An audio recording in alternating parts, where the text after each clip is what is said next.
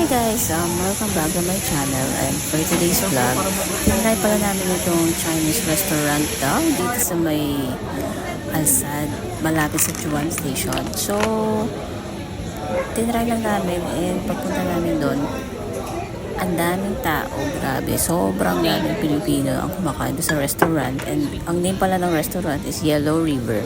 So, pag nakita nyo yung green siya, pero Yellow River ang pangalan niya. So, ayan, pagpasok namin sa loob, nakita ko ang dami din nilang grocery.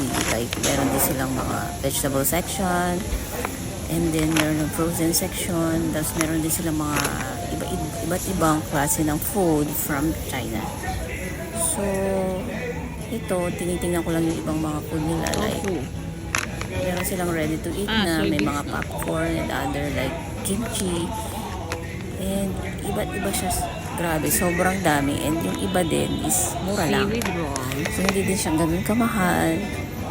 Tapos yan, marami siyang kimchi and mga dried na chili. May mga chili flakes. So, iba-iba yung makikita mo dito. And ayun nga, habang iniintay ko yung order namin, actually hindi naman kami umorder ng mga noodles.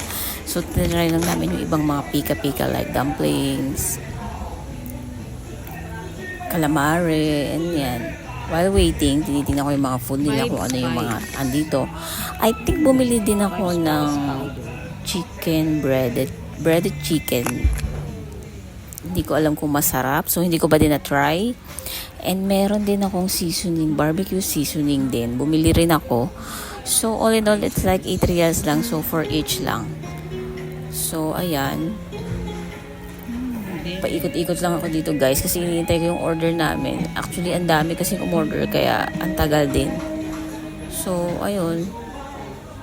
Meron din silang yung mga chocolate sweets. Meron din silang sweets and ito yung mga condiments.